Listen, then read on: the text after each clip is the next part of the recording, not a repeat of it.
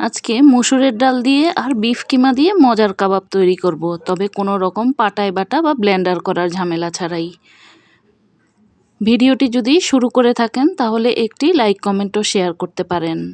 আসুন দেখি কিভাবে তৈরি করা যায়। তৈরি করার জন্য প্রথমেই এখানে 1 কাপ মসুরের ডালকে আমি 1 ঘন্টা ভিজিয়ে রেখেছিলাম। ডালটাকে এবার একটি পাতিলের মধ্যে নিয়ে নিলাম। ডালের সাথে এবার বিফ কিমাগুলো দিয়ে দিচ্ছি।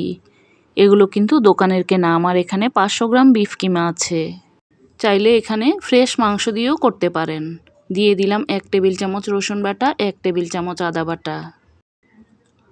এবার দিয়ে দিচ্ছি 1 চা চামচ ভাজা জিরার গুঁড়া, 1 চা চামচ গরম মশলার গুঁড়া, আধা চা চামচ কালো গোলমরিচের গুঁড়া, 1 চা চামচ হলুদের গুঁড়া, 1 চা চামচ কাবাব মশলা, 2 টেবিল চামচের মতো রান্নার তেল আর আধা চা চামচ লাল মরিচের গুঁড়া। ঝালটা কিন্তু যার যার পছন্দ অনুযায়ী নেবেন, যেহেতু বাচ্চারা খাবে এজন্য আমি ঝালটা কমিয়েই দিলাম। এবার হাত দিয়ে সমস্ত উপকরণ ভালোভাবে মেখে নিচ্ছি। এবার দিয়ে দেব পানি সিদ্ধ হবার জন্য। দিয়ে দিচ্ছি স্বাদ মতো লবণ। এখন একটু নাড়াচাড়া দিয়ে তারপর চুলার আঁচটা জ্বালিয়ে দেব। আমি কিন্তু এখানে 3 টুকরা দারচিনি আর 4টি এলাচ দিয়েছি। এবার ঢাকনা দিয়ে ঢেকে আমি খুব ভালোভাবে পানিটা শুকিয়ে সিদ্ধ করে নিয়েছি। দেখতে এইরকম হয়েছে। আমি এখন চুলাটা বন্ধ করে ঠান্ডা করে নিয়েছি। কিমাগুলো ঠান্ডা হয়ে যাওয়ার পর আমি এখানে আধা কাপের চেয়ে একটু বেশি পরিমাণে পেঁয়াজ কুচি দিয়েছি। দিয়ে দিলাম কাঁচামরিচ কুচি, ধনিয়া পাতা কুচি। এবার দিয়ে দিচ্ছি 1টি ডিম। পরে প্রয়োজন হলে আমি আরও 1টি ডিম ভেঙে দেব। এবার দিয়ে দিলাম হাফ কাপের মতো পাউরুটি, আমি গুঁড়ো করে নিয়েছিলাম। এর চেয়ে বেশি দিলে কিন্তু ভালো লাগবে না খেতে।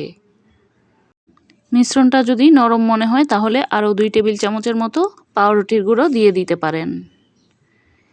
এবার আরেকটু স্বাদ বাড়ানোর জন্য দিয়ে দিলাম 1 প্যাকেট ম্যাজিক মশলা।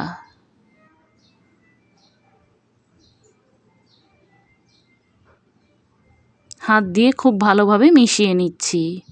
আমার কাছে মনে হচ্ছে আরও 1টি ডিম প্রয়োজন, এজন্য আমি আরও 1টি ডিম ভেঙে দিলাম। ডিমটা দেওয়ার পর নাড়াচাড়া দিয়ে খুব ভালোভাবে মিশিয়ে নিচ্ছি। ঝালের পরিমাণটা কম মনে হচ্ছে তাই আমি আরও আধা চা চামচ চিলি ফ্লেক্স দিলাম। যারা ঝাল কম খেতে পছন্দ করেন তারা কিন্তু এটা না দিলেও চলবে। এবার কাবাবের শেপ দিয়ে আমি এগুলো তৈরি করে নিচ্ছি।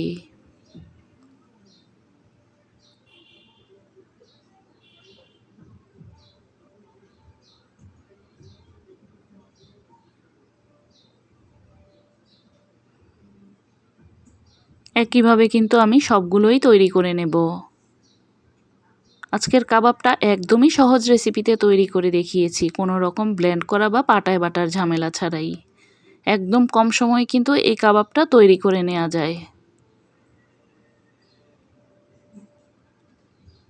আমি আজকে মসুরের ডাল দিয়ে তৈরি করেছি, আপনারা চাইলে এখানে বুটের ডালটাও ব্যবহার করতে পারেন। কাবাবগুলো তৈরি করে নেওয়ার পর এবার আমি ভাজতে চলে যাব। এভাবে কিন্তু ডিপ ফ্রিজেও সংরক্ষণ করতে পারবেন। চুলায় একটি প্যান বসিয়ে তেলটাকে কিন্তু আমি ভালোভাবে গরম করে নিয়েছি। এবার চুলার আঁচটাকে মাঝারি হিটে করে কাবাবগুলো ভেজে নেব। খুব বেশি বাড়িয়ে দিলে কিন্তু উপরটা মুচমুচে হবে না। মাঝারি হিটেই কাবাবগুলোকে ভেজে নিতে হবে। একটা পাশ যখন ভেজে নেওয়া হয়ে যাবে তখন উল্টে দেব। একটু আলতো হাতে কাবাবগুলোকে উল্টে দিতে হবে যেন ভেঙে না যায়।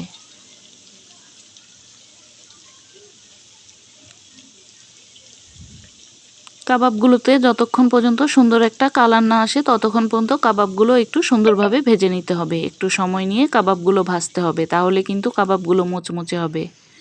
এখন কিন্তু কাবাবের কালারটা খুবই সুন্দর এসেছে। আমি কাবাবগুলো তুলে নিচ্ছি। এই কাবাবগুলো কিন্তু মুচমুচেও হয়েছে। এবার কিন্তু পরিবেশনের পালা। একদম ঝটপট যদি কেউ কাবাব তৈরি করে নিতে চান তাহলে কিন্তু এই রেসিপিটি একবার ট্রাই করে দেখতে পারেন। এটা যেমন তৈরি করা সহজ, খেতেও কিন্তু ভীষণ মজার হয়। আমরা কিন্তু এখন সহজভাবেই রান্নাবান্নাটা করতে ভালোবাসি, এজন্য সহজ রেসিপিতে দেখালাম। আজকের মতো এখানেই বিদায় নিচ্ছি।